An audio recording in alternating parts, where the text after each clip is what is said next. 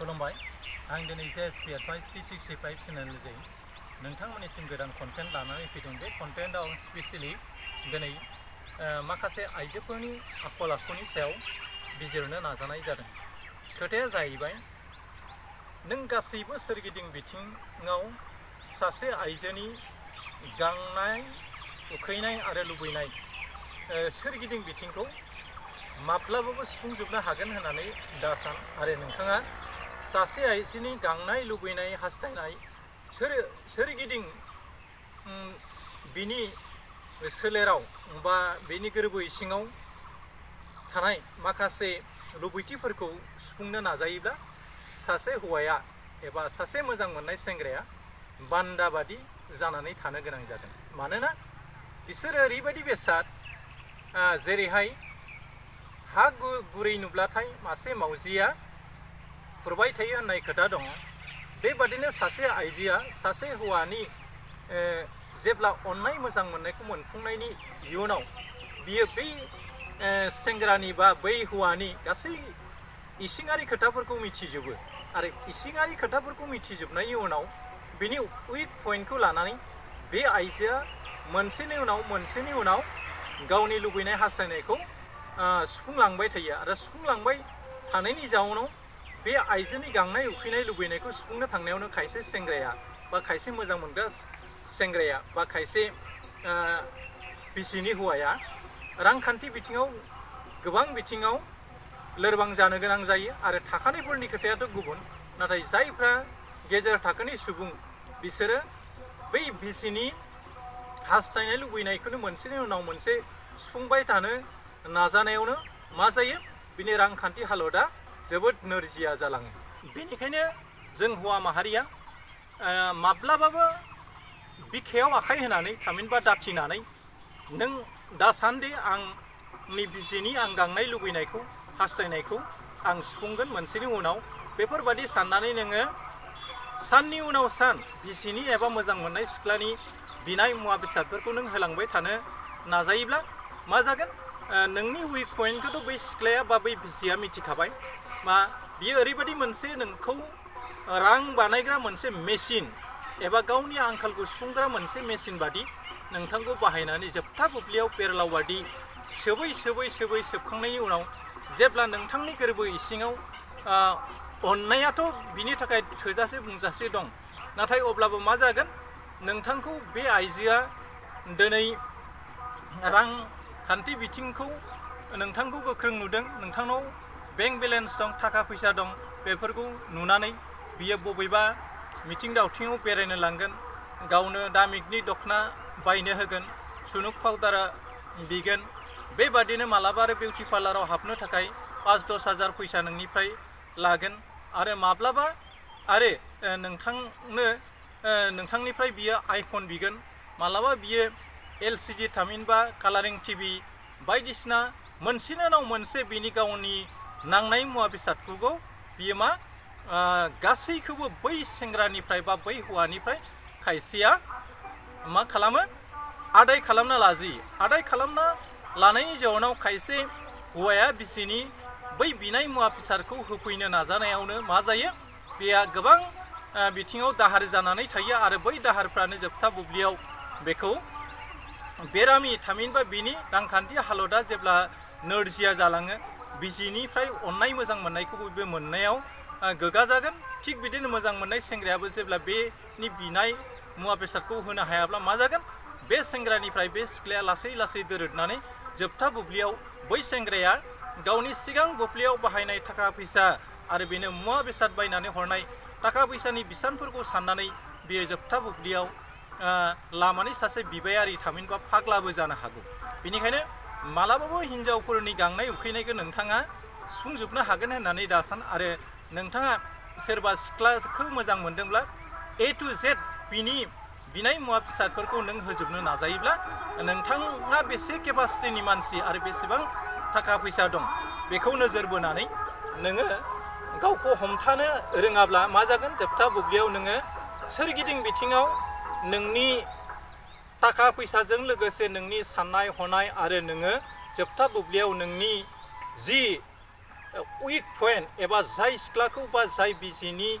अननाय मोजां मोननायखौ लानानै नों जिउआव मोनसे राफोद जिउ दानो नाजादोंमोन बे बुब्लिया जोबथा बुब्लियाव मा जागोन नोंथाङा जेब्ला थाखा फैसा बेंक बेलेन्स गासैबो लुजार जालांजोबगोन अब्ला बिसि फिसायनि गेजेराव जेब्ला थाखा फैसा एबा नांनाय मुवा बेसादखौ मोना जायो अब्ला बिसि फिसाय सानैनि गेजेराव मा जायो नांलाय खमलाय जायो आरो बिनि गेजेराव सोरबा थामथि सुबुङा हाबफैयोब्ला मा जायो बे थामथि सुबुंनि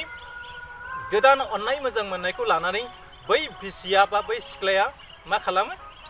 आं जाय सेंग्राखौ मोजां मोनो बे आंनो जाबादि अननाय होनांगौ बेबादि होनाखै होननानै बियो मा खालामो ज्राब बेखौ गारनानै हाबा जाखानाय आइजोफ्राबो सोरबा मानसिजों खारफालांनानै जोबथा बुब्लियाव आलाय सिलाय जानायखौ जों नुनो मोन्दों बेबायदि सिख्लाफोरनि बिथिङावबो बे एखे खोथायानो जायो बेनिखायनो नोंथाङा मालाबाबो दासान्दि हिन्जावफोरनि गांनाय उखैनाय थामहिनबा लुबैनायखौ फोजोबनो हागोन होननानै बेनिखायनो आं बे कन्टेन्टनि गेजेरजों लाइमोन सेंग्राफोरखौबो खावलायो लोगोसेयावनो जायफ्रा जुलि जानानै आथिखालाव ग्रें ग्रें रायजो जानायनि मोनसे हाबिला लानानै जरा जिउखौ दागासिनो दं बिथांमोनाबो जाहाथे गावनि रांखान्थि हालत एबा बेंक बेलेन्सफोरखौ नायनानैसो जाहाथे थाखा फैसाखौ मोजां रोखोम बाहायनो नाजायो आरो हागौ होननानै नोंथाङा बिसिनि गासैबो बिनाय मुवा बेसादखौ होजोबनो नाजायोब्ला नोंथाङा जखा गैयाबा जोबथा बुब्लियाव बै नोंथांनि दखानफ्राव होनो थानाय रां लोगोसे सुद लानानै नों बैफोर मुवा बेसादफोरखौ बिसिनो एबा मोजां मोननायनो होनाय बिथिङाव जुदि सुख'फिननो हायाब्ला बे राङानो मोनसे बुब्लियाव माइहुं बादि हुंनानै गोबां थाखा जाहैगोन बेबादिनो जाय सेंग्राया बिमा बिफानिफ्राय थाखा फैसा बियन सिख्लाखौ फथायदोंमोन बे सिख्ला फथायनायाव थांनाय थाखा फैसा दिनै बाइकजों बेरायगोन गाबोन बबेबा हटेलाव लांनानै एन्जयमेन्ट खालामहैगोन बबेबा टाउनाव बेरायगोन बबेबा पार्कआव बेरायहैगोन बबेयावबाथाय लिभिं टुगेदार खालामहैगोन बेफोरबादिनो आथिखालनि मुगायाव आइजोफ्रा सेक्सुवेल रिलेशनशिप बेफोरबादि लालायनानै सोरबा हाबा जानाय मानसिजोंबो हाबा जायै सिख्लाफ्रा बेफोरबादि रिलेशनशिप लानानै लाख लाख थाखा लुथिनानै जोबथा बुब्लियाव नागारनाय आरो दावराव दावसि जानाय भाइरेल जानायखौ जों ससियेल मिडियायाव नुबोबाय थादों बेनिखायनो आं खावलायो आइजोफ्रा जाबाय हारसायाव बुङो आइजोफोरखौ नारि गारि आइजोफ्रा थारमाने गारि बायदि बिसोरो जायनो नारो बेजोंसोनो खारो एबा जायनो अनो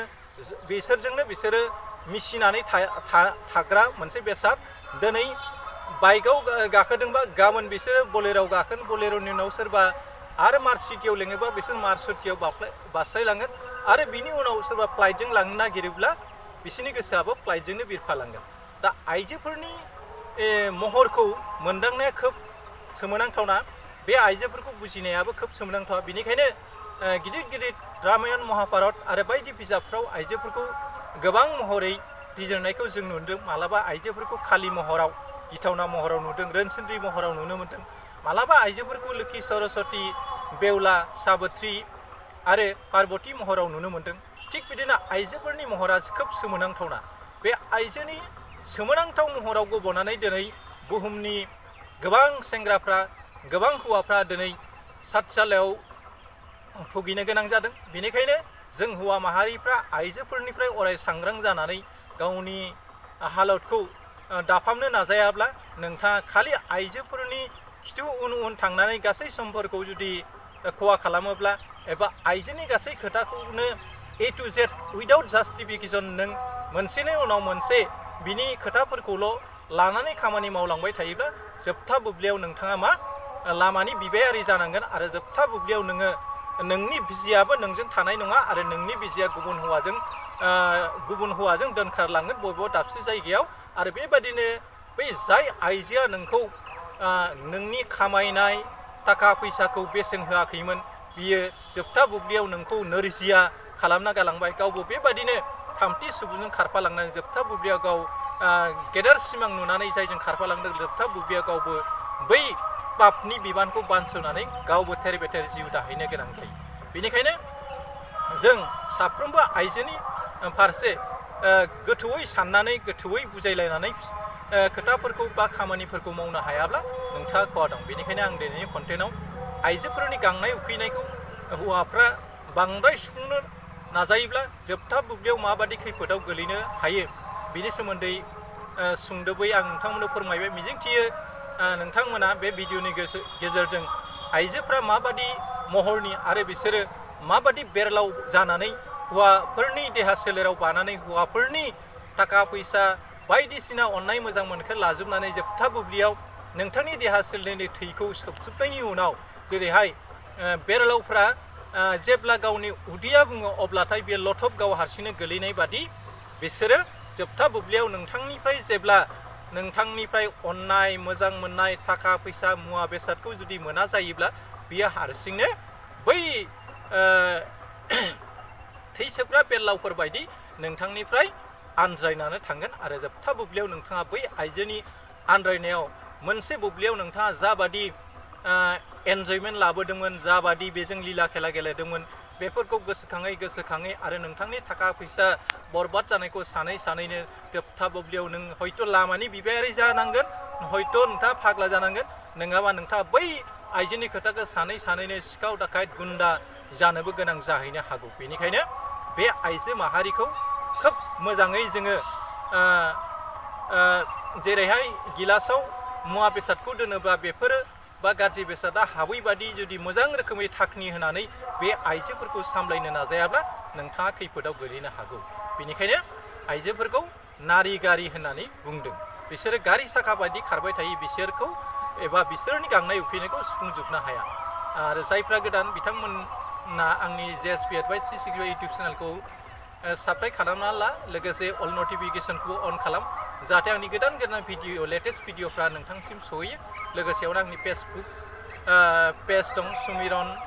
बड'सा बेखौबो नोंथाङा फल' खालामना ला जाहाथे आंनि भिडिअआ नोंथांसिम खाथियाव सहैनो हायो। एसेनोसै गोजोन्थों खुलुमबाय। जै बर' हारिनि जै बर' हारिनि।